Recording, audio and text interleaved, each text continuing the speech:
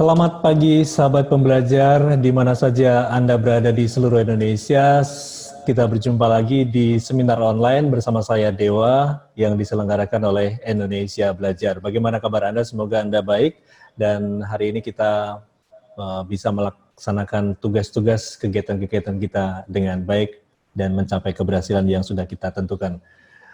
Oke, untuk Anda yang belum mengenal Indonesia Belajar adalah sebuah media untuk belajar yang berisi motivasi, inspirasi, dan tentu saja pengetahuan dari para narasumber terbaik Indonesia.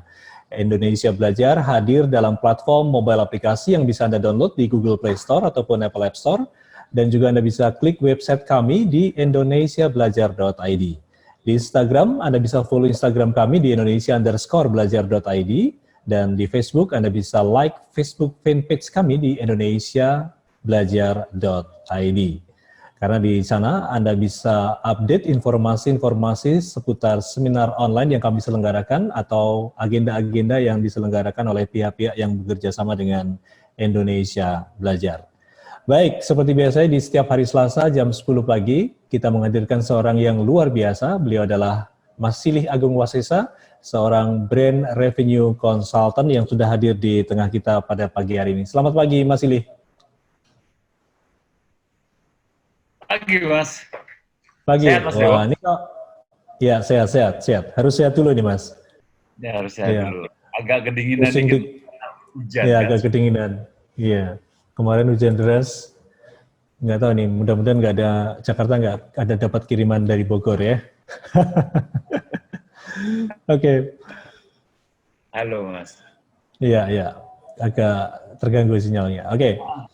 Yang penting kita sehat dan kita pagi hari ini akan bahas mengenai judul yang sangat menggelitik saya dari kemarin. Mencari pencuri Indonesia. Kemarin saya sempat nanya Mas Sile, ini maksudnya apa ini? Saya juga tergelitik ya, penasaran banget ya. Mudah-mudahan pagi ini kita tercerahkan ya dengan judul yang sudah direncanakan oleh Mas Sile ya, Mencari Pencuri Indonesia. Oke, untuk Anda sahabat pembelajar yang sudah join, silakan Anda bisa bertanya nanti atau sharing lewat Zoom group chat atau bisa langsung buka mic sekaligus buka kamera ya. Oke Mas Yulih, ini gimana nih mencari pencuri Indonesia? Kalau dari kata pengantarnya ini ada pencuri yang cerdas sehingga kita mencintai barang-barang curiannya, sekalipun sebetulnya itu milik kita. Nah, bagaimana dengan Indonesia? Adakah pencurinya? Cintakah kita? Iya, Mas. Jadi kita itu kan negara yang bukan negara lah ya, sebagian dari kita lah. Kita tuh sangat sangat mencintai pencuri kita, bahkan hasil-hasil produk-produk curiannya gitu. Mungkin yang paling gampang gitu kalau kita tanyain, kita suka coklat apa enggak gitu kan? Coklat mana yang kita sukai gitu. Nah, kita sebut tuh yang kita sukai ternyata coklat Belgia. Nah, buat teman-teman yang pernah ke Belgia gitu, saya kasih challenge tuh, ayo coba tunjukin di mana ada kebun coklat di Belgia. Kebun dalam arti sebenarnya ya, bukan hanya pohon coklat ya, tapi di mana gitu. Oh, ternyata Belgia itu beli dari negara eksportir coklat terbesar di dunia, Mas. Dia beli dari negara eksportir coklat terbesar di dunia, dan negara itu juga nggak punya kebun coklat, Mas. Bahkan pohon coklat satu aja belum tentu ada gitu ya. Jadi negara eksportir coklat terbesar di dunia itu namanya Singapura. Nah, dan Singapura itu ambil coklatnya itu dari Indonesia. Iya. Ini yang menarik ya Mas ya. Iya kan, dan kemudian kita sekarang suka banget tuh begitu Belgium coklat gitu ya. Wah, itu rasanya tuh kita udah makan coklat terbaik di dunia, padahal sebetulnya dia tumbuh di samping rumah kita gitu ya, di kebun-kebun coklat yang ada gitu. Tapi kita nggak pernah perhatian bagaimana coklat itu kita kembangkan. Tapi kemudian kita suka tuh ketika coklat itu dicuri, pindah ke negara lain, dia masuk ke sini gitu, kita membeli dengan harga yang jauh lebih mahal gitu. Bahkan coklat dengan kualitas yang sama, yang satu dijual di Indonesia, dibilang made in Indonesia, yang satu lagi kemudian dari namanya kemudian udah Belgium coklat gitu, kita bisa beli dengan harga 10 kali lipat bahkan. Jadi kan itu Mas, maksudnya tuh kita suka banget nih dengan barang-barang curian. Jangan-jangan nih lama-lama kemudian kita udah nggak punya coklat lagi, benar-benar udah nggak punya coklat lagi. Bahkan sekarang pun mungkin kita nggak sadar bahwa coklat terbaik di dunia itu adalah dari Indonesia. Gitu sih Mas. Yeah. Itu makanya kita ngobrol nih Mas tentang mencari pencuri Indonesia, itu yang harus dipahamin sih. Ini memang kalau kondisi yang dicontohin misalnya coklat ini memang udah lama ya Mas ya. Jadi ini bagaimana bisa terjadi ya Mas? Lama banget. Mungkin lama banget. Lama banget kan. Nah, itu yang harus dipahami nih. Jadi kadang-kadang ya memang sih secara umum konsepnya adalah kemudian kita harus kembali mencintai produk-produk Indonesia, Mas. Kan konsepnya gitu. Iya. Cuman kampanye untuk produk-produk Indonesia itu lebih banyak pada kampanye slogan daripada kampanye penghayatan gitu ya, daripada pengenalan gitu. Jadi ini kita bicara komoditas ya. Itu baru coklat. Kemudian di Bremen, Mas, di Jerman itu ada pusat pasar tembakau internasional, itu yang menentukan harga tembakau dunia. Itu tembakau terbaik itu adalah salah satunya itu tembakau dari Indonesia juga gitu loh.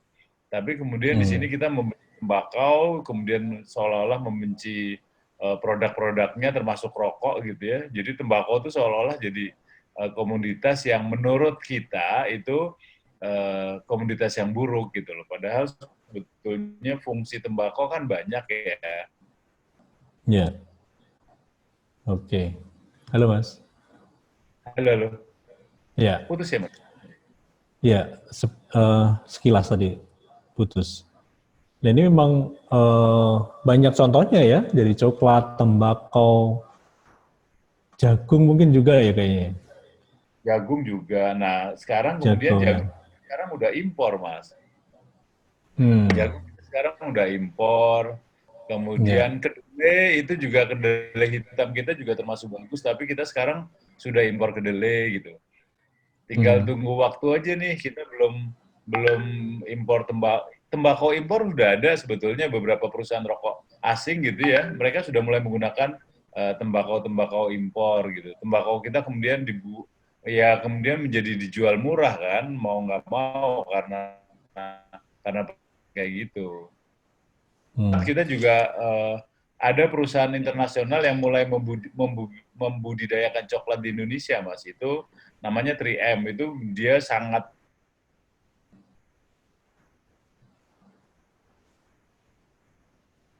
Halo Mas.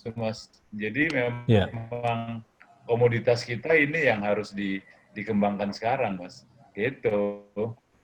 Halo. Ini harus. Ya, halo. Dengar nggak, Mas? Putus lagi ya? Iya. Kadang-kadang putus. Oke. Halo. Halo Mas. Sinyalnya kayaknya Mas. Ya. Oke.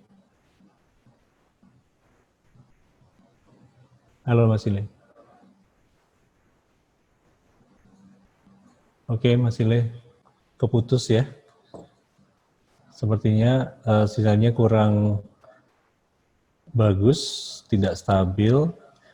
Baik, sahabat pembelajar, sambil menunggu koneksi ulang dengan Mas Ile Agung Wasesa, beliau adalah Brand Revenue Consultant yang pagi hari ini kita akan berdiskusi ya, dan kita sudah sebagian kecil di awal tadi, apa sih yang dimaksudkan dengan mencari pencuri di Indonesia. Ini contoh yang disampaikan Mas Ile tadi adalah mengenai komoditas ya, yaitu misalnya coklat yang memang brand penghasil coklat terbaik di dunia itu adalah Belgia menurut Mas Ile. Dan kemudian memang diimpor dari Singapura. Dan ternyata Singapura juga ambil dari Indonesia. Nah ini hal-hal yang menarik untuk kita diskusikan pagi ini, bagaimana kita sebagai bangsa Indonesia dengan sumber daya alam yang melimpah bisa memanfaatkan ini sebagai keunggulan bangsa dan negara Indonesia ya. Nah ini mungkin nanti kita bisa bicarakan. Mas Ile udah kembali lagi. Oke Mas Ile. Jadi ini tugas PR yang luar biasa ya. Memang meskipun ini udah terjadi lama sekali ya. Ya. Nah, ini sih udah lama sekali, Mas. Kita punya coklat, kemudian kita punya tembakau terbaik, Kakao. kita punya jagung, kita punya kedelai gitu ya.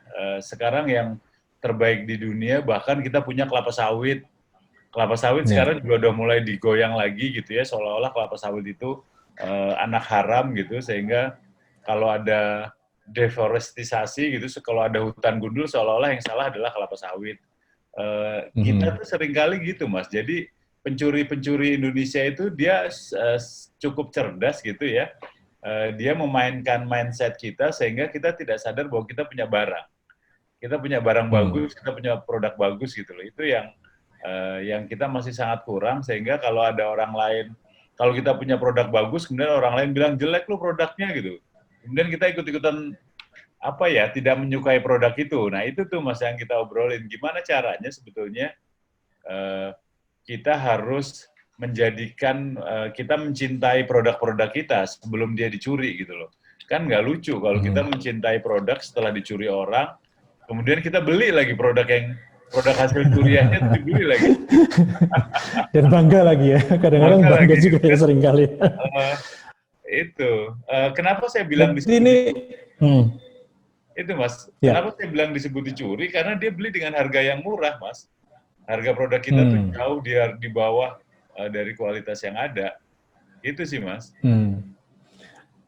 Ya apa namanya, kulaannya murah gitu ya. Karena Mm-mm. memang tidak ada added value ya, mentah Iya, gitu ya. Tapi betul. sama Jadi, mereka dikasih added value. iya, Sebenarnya iya, ini PR kita ya, apa namanya, dari apa memaksimalkan proses hulu sampai hilir ya Mas ya. iya, Artinya iya, eh, ketika kemarin kelapa sawit di Eropa ditolak, kemudian Pak Jokowi malah nggak apa-apa, kemudian diolah menjadi iya. apa namanya, bio 50 Biodiesel, ya, iya biodiesel biofuel, Mas 50 ya. ya, ya Mm-mm. biofuel ya. Nah Ini itu, sebenarnya contoh-contoh yang bisa yes, dilakukan ya. ya ini contoh Mas, betul. Kemarin ketika Hmm. ketika Presiden memutuskan udahlah sawit untuk Indonesia itu bagus Mas. Artinya Hmm. sebetulnya kan kesadaran kita terhadap produk kita bagus tuh Mas. Dan Hmm. kesadaran bahwa orang lain tuh sebetulnya butuh produk kita. Gitu. Jadi Ya. makanya kalau kita lihat apa ya siklusnya gitu, begitu Presiden bilang ya udah kalau gitu sawit hanya buat kita Mas, sawit untuk produksi di Indonesia deh itu udah kita nggak akan keluar kemana-mana. Wah itu udah Mas, itu Eropa yang tadinya mau ngeban sawit Mas mikir sekarang. Dan kita lihat Ya. sekarang udah nggak ada lagi kampanye sawit itu jelek Mas. Ya. Karena kalau sawit kemudian kita berhentikan untuk diekspor, Mas, itu kita nggak akan ketemu lagi yang namanya Belgium coklat, Mas. Kita nggak Iya, akan, iya. kita Iya. nggak akan ketemu lagi Belgium coklat itu nggak bagus tanpa kelapa sawit, Mas. Iya. Dia bisa pakai bunga matahari gitu, pakai biji bunga matahari, tapi nggak kemana-mana, hasilnya jelek. Dia bisa pakai minyak Hmm. yang lain juga bisa, harganya lebih mahal dan hasilnya jelek. Jadi Belgium coklat udah nggak ada. Terus sabun yang selama ini sabun sampo yang kita beli dari produk-produk Unilever gitu ya, P&G itu juga nggak ada lagi Mas karena mereka semuanya menggunakan kelapa sawit. Jadi makanya itu Hmm. kita butuh gerakan-gerakan cerdas tuh seperti kemarin Presiden udah mencontohkan gitu ya bahwa ya udah kelapa sawit buat Indonesia aja selesai. Orang kita butuh banyak kok kita bikin biodiesel dan lain sebagainya. Eropa Hmm. mikir Mas, sekarang mereka nggak bikin lagi kampanye sawit itu jelek. Hmm. Karena kan Iya. sebetulnya kampanye itu dia bikin biar harganya bisa murah. Iya. Kalau pencurinya cerdas, kita harus cerdas ya sebagai Iya, negara dan bangsa ya. iya, Bahwa kita kita ini kan negara yang punya anugerah, dianugerahi Tuhan yang luar biasa ya. tapi ya gitu Tapi Mas, keluar keluar kalau hmm, iya iya artinya ngomong memang Mas. kalau pencurinya ya tetap ada apa dari dalam juga ya, artinya dari Mm-mm, kalau ini mencari pencuri Indonesia ya, artinya mm-mm, selain kita menguatkan produk atau hasil bumi dari Indonesia dari hulu ke hilir itu dimaksimalkan dengan baik, Ya. kemudian ini bisa mencegah terjadinya pencurian ini ya Mas. Iya, benar. Nah, itu dia kan artinya satu memang kebijakan pemerintah, kedua sebetulnya kampanye kampanye produk dalam negeri itu Mas yang harus kita kuatkan. Dalam artian Hmm. gini, kita selama ini kan justru kampanye-kampanye produk dalam negeri itu sering cuman sebagai ajakan dan sosialisasi gitu Mas. Tapi nggak menggunakan Ya. model storytelling tuh Mas. Hmm. Kita cuma bilang sawit itu baik, ya terus baik so what gitu. Kita nggak pernah dengar Hmm. ceritanya, kita nggak pernah dengar siapa yang menjadi korban, siapa pahlawannya gitu. Jadi kampanye storytelling itu kan menjadi kurang masih di kita Mas. Sehingga ketika Hmm. kampanye itu dari pemerintah gitu ya, orang cenderung untuk alah itu mah kampanye propaganda doang tuh nggak usah didengerin lah. Namanya juga pemerintah ini yang harus kita pahami Mas gitu. Atau Ya. kadang-kadang kita baru marah setelah orang lain ngaku bahwa produk kita itu adalah produknya mereka gitu. Kan Hmm. minggu kemarin kan kemudian kita barusan marah-marah lagi karena Singapura memproklamirkan mereka punya cake pandan. Cake pandan itu Hmm. kue pandan itu sebagai kue nasional Singapura. Wah, Hmm. baru kita marah-marah tuh Mas. Baru kita marah-marah bahwa itu kue Indonesia dan lain sebagainya gitu. Sementara di dalam kita berantem, cuman gara-gara kue klepon aja kita berantem gitu loh. Kan Iya, iya. begitu kuenya diambil sama Singapura, wah marah-marah. Jadi memang seru juga nih Mas, bagaimana kita mencoba untuk sebetulnya bukan hanya rasa memiliki ya, tapi kan kalau kalau itu kita kembangkan kampanye positif, kan kita bisa jual keluar juga Mas, dengan harga yang Iya. layak. Iya. Tuh. Kalau dari Mas Ile, bagaimana sebaiknya nih kampanye kan tadi storytelling? Apa yang telah dilakukan kampanye-kampanye produk cintai produk-produk Indonesia yang sampai hari ini juga masih gencar ya? Iya, Ini iya. ada yang salah dengan kampanye itu ya, Mas? Iya, jadi iya gitu Mas. Jadi ada yang kurang pas lah gitu. Sebaiknya sih mungkin Hmm. kita belajar dengan bahasa anak-anak muda karena sebetulnya sekalipun bukan atas desakan pemerintah gitu ya, itu kan kemudian kita sekarang muncul generasi-generasi baru yang mencintai produk Indonesia dengan caranya sendiri gitu. Eh, Hmm. kita nggak pernah melihat pemerintah Indonesia itu mengkampanyekan fashion Indonesia secara terang-terangan gitu ya, secara jelas lah seperti seperti pemerintah mengkampanyekan sawit gitu kan nggak pernah tuh. Tapi kemudian kita sekarang punya punya kebanggaan terhadap produk-produk fashion Indonesia. Itu mereka bikin kampanye sendiri. Dan bahasa kampanyenya juga seru, Mas. Artinya kan gini, sebuah kampanye itu kan seperti kita nonton drakor, seperti nonton drama Hmm. Korea, Mas. Jadi di Ya. situ harus ada jagoannya siapa, yang jadi korban siapa, terus proses apa ya, proses kampanyenya itu ada peak-nya, kemudian ada Hmm. turunnya gitu kan itu harus ada. Nah, itu yang dilakukan justru oleh para fashion designer, Mas. Mereka punya gerakan-gerakan sendiri anak-anak muda gitu sehingga kalau sekarang kita nyari celana jean misalnya, celana jean yang bagus, yang dihargai oleh anak muda di Indonesia itu bukan celana jean Levi's, justru celana-celana jean yang bikinan Bandung gitu, mereknya juga bagus dan bahkan harganya lebih mahal dari Levi's. Itu. Hmm. Nah, kenapa itu Hmm. dicintai gitu? Karena mereka kampanyenya dengan perjuangan gitu loh, bahwa mereka mereka nggak bilang cintailah produk Indonesia, nggak pernah ada tuh kampanyenya gitu. Enggak. Tapi mereka bilang bagaimana mereka berjuang harus hidup gitu ya. Mereka anak-anak muda itu berjuang untuk gaya misalnya. Jadi ada musuhnya di situ gitu, ada musuhnya di situ, ada dramanya di situ gitu. Nah ini yang kadang-kadang tidak dilakukan oleh pemerintah Indonesia. Jadi ya Hmm. tahu-tahu kita kehilangan aja lah. Dan kemudian ini menjadi PR ya, bukan hanya cara-cara yang Mas Silin sampaikan yang tadi teman-teman fashion itu juga bisa Hmm, dikembangkan di berbagai sektor iya. komoditas ya Mas ya. Iya, iya Hmm. dalam banyak komoditas Ya. Mas. Karena fashion kita tuh kan kita punya masker yang kemarin dipakai untuk Emmy Awards gitu oleh salah satu artis internasional itu juga dari Indonesia gitu. Kita punya banyak Ya. baju-baju yang di apa di New York tuh tapi sebelum Covid ya itu luar biasa tuh produknya. kita punya banyak produk ya, cuman memang produk yang sukses justru yang tidak dikampanyekan sama pemerintah, Mas. Oke, jadi ini PR pemerintah dan kita semua ya. Kita Jadi ini PR bersinergi ya nih, untuk. tantangan nih buat kita nih. Gimana Oh, ya. caranya gitu agar kita bisa belajar gitu dari anak-anak muda yang mereka punya produk sendiri, kemudian mereka dikenal gitu ya. Bahkan mungkin Ya. pemerintah kita nggak kenal produk mereka gitu. Di Semarang tuh ada produk dari tas, Mas. Tas dari Hmm. eceng gondok. Tas dari eceng Ya. gondok itu namanya Roro Kenes, Mas. Harusnya Hmm. tahu, Mas Dewo pasti tahu tuh, Mas. Itu Kalau Enzeng Gondo tahu sih. Saya eceng pernah gondok. Nah, pakai itu produk-produknya. Ya, nah ada itu kan kursi, banyak ada produknya, apa Mas. gitu. Ya. Ada salah satu Hmm. produknya, brandnya namanya Roro Kenes, Mas. Roro Kenes itu Hmm. bikin expo-nya udah ke seluruh dunia. Hmm. Expo-nya ke seluruh dunia, Ya. bahkan di Rusia sempat di ban, Mas. Di ban secara politis gitu karena Hmm. dianggap menyaingi Louis Vuitton. Oh.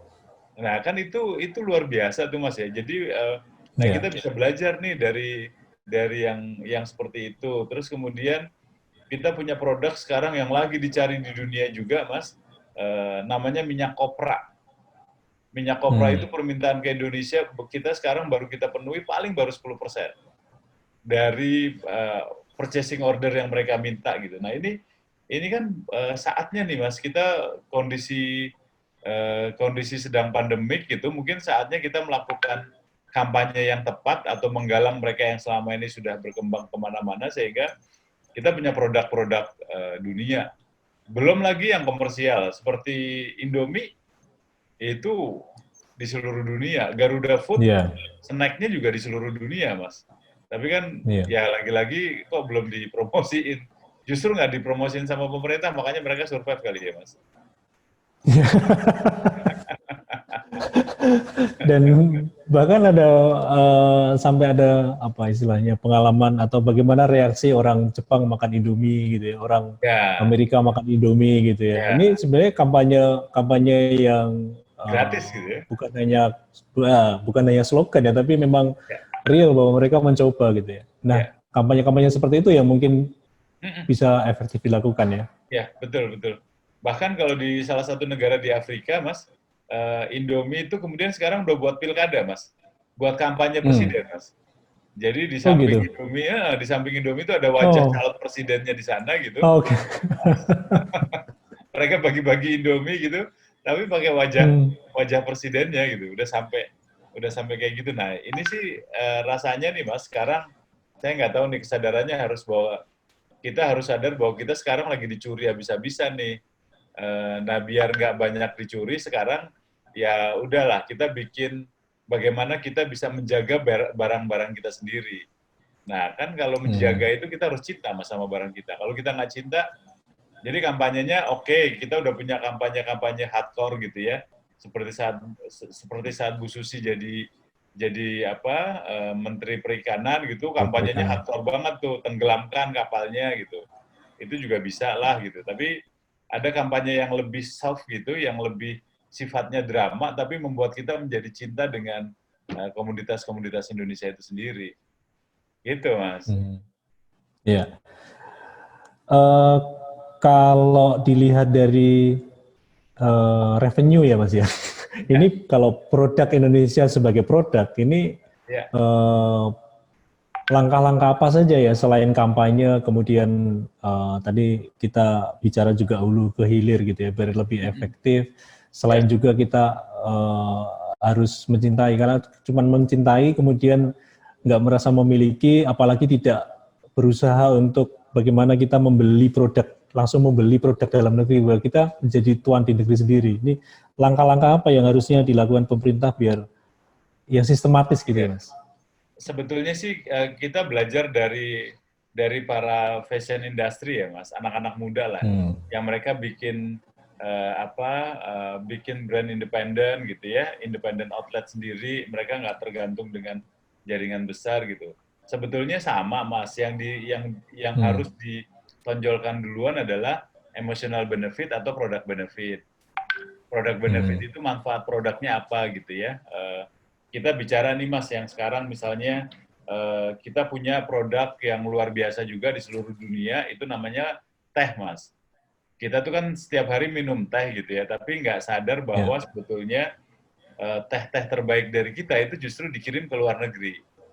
Di Inggris, teh-teh Inggris itu banyak dari Indonesia gitu. Nanti kemudian datang ke Indonesia lagi udah dengan merek English tea gitu, dengan segala macam brandnya, dengan harga yang jauh lebih mahal. Nah kan itu sebetulnya itu harus kita kenalin, Mas, produk-produk benefit. Produk benefit bahwa kita punya produk yang bagus. Mungkin kita bisa meniru kampanyenya Polygon, Mas. Meniru kampanye sepeda Polygon. Polygon itu kan dulu sebetulnya dia adalah maklon dari brand-brand besar dunia, Mas. Dari brand-brand besar dunia gitu ya, merek-merek sepeda di seluruh dunia yang bagus-bagus itu dulu bikinnya sama Polygon yang bikinin kualitasnya gitu. Nah, itu yang pertama kali dikenali nih, Mas. Kita mungkin sekarang harus mulai dari secara profesional gitu ya, mengkampanyekan produk-produk yang sekarang dipakai di luar negeri gitu loh. Misalnya coklat kita udah sampai ke Belgia, teh kita tuh udah sampai ke Inggris, negara yang sangat menyukai teh gitu. Terus kemudian kita punya jagung yang sekarang udah dikembangkan oleh Thailand gitu, yang namanya jagung, istilahnya jagung ketan, Mas. Jagung yang bisa dimakan langsung dari begitu tumbuh selesai itu langsung kita makan, Mas, nggak usah dimasak lagi. Nggak perlu diolah ya.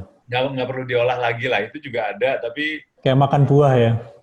Ya, kayak makan buah kan itu bisa kita kenalin tuh. Kita berangkat dari situ deh, kita munculin dulu modelnya apa gitu. Kalau kita ngelihat Parekraf, Kementerian Ekonomi Kreatif, dia udah mulai. Nah, kita tuh sukses sebetulnya untuk ekonomi kreatif, Mas. Untuk digital itu kita sukses gitu ya. Untuk startup itu kita sukses. Kita menjadi salah satu negara yang dipandang di dunia lah gitu ya. Nah, cuman yang komoditas nih, Mas, kita agak ketinggalan jauh nih. Artinya kalau kita bisa melakukan kampanye seperti halnya Badan Ekonomi Kreatif melakukan kampanye, itu kita bisa melakukan hal sama untuk komoditas-komoditas kita, Mas. Baru kopi, Mas, yang kita kuat.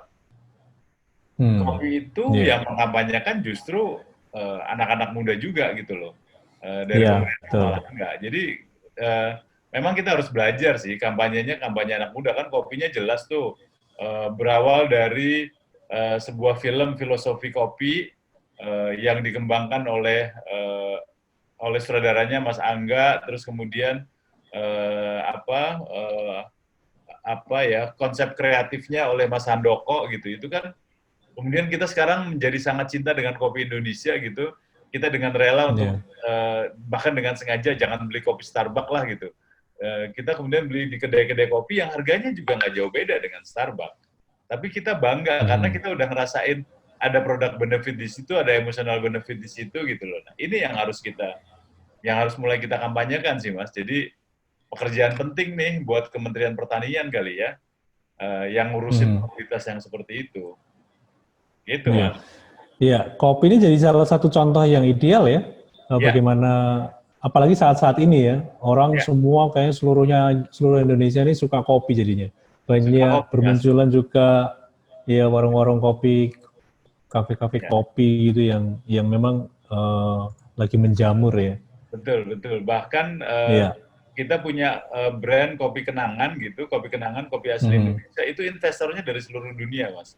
Bahkan ada beberapa artis-artis Hollywood gitu yang invest ke kopi kenangan gitu ya. Itu banyak lah. Kalau kita nyebut kota kopi itu bahkan di Jogja itu kabarnya ada di kota sekecil itu, Mas, ada sekitar 2.000-an kafe, Mas.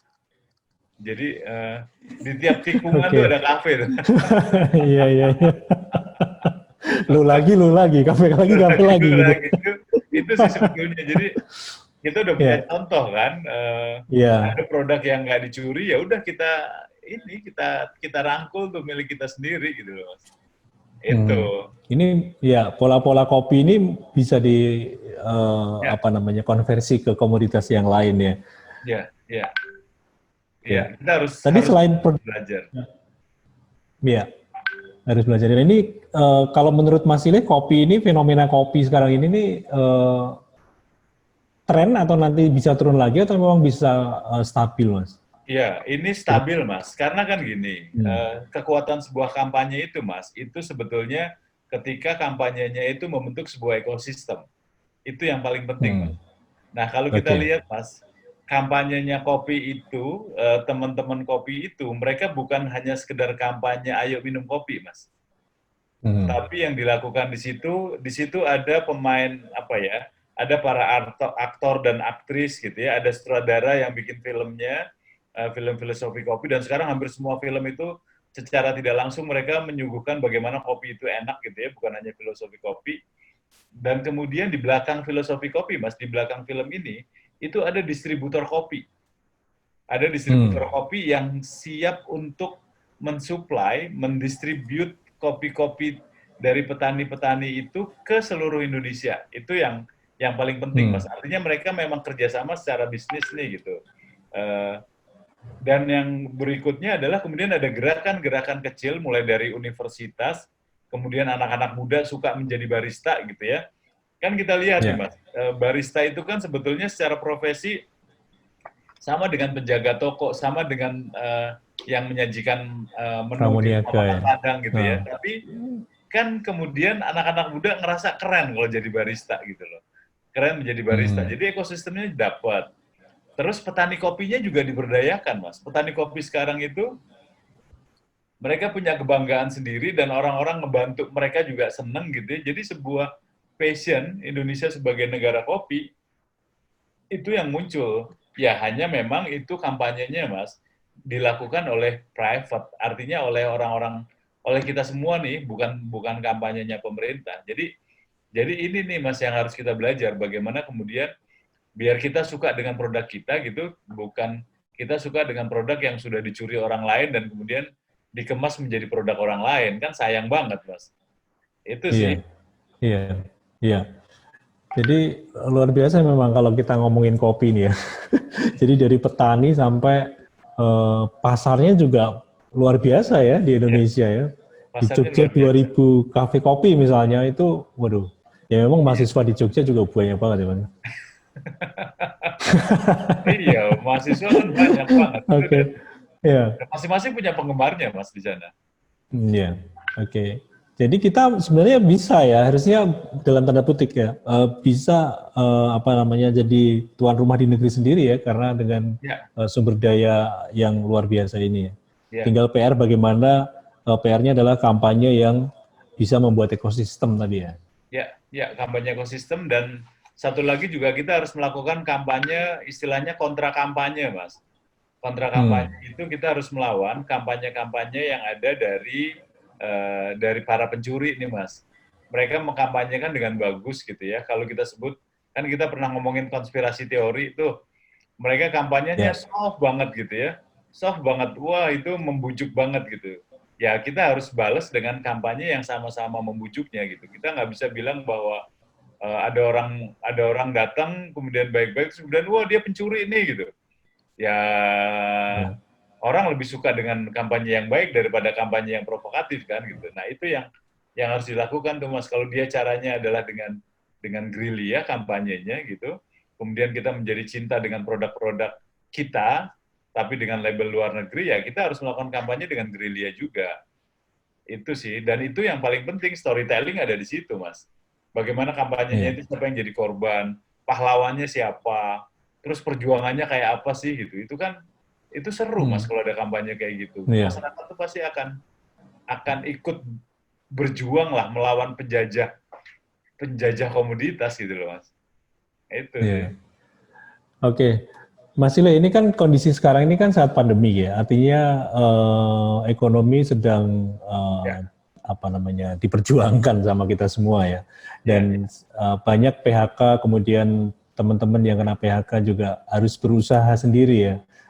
Mungkin ini bisa, dan kemudian ada kampanye juga kemarin membeli barang di tetangga sendiri gitu ya. ya, Nah sebenarnya ini kemudian UMKM ini diberi bantuan, bagaimana bantuan-bantuan ini bisa jadi momentum ya untuk bisa berkreasi membuat dari komoditas yang ada dikemas demikian rupa sehingga kampanye membeli produk dari tetangga sendiri yang menjual itu sebenarnya ini bisa jadi momentum ya Mas ya?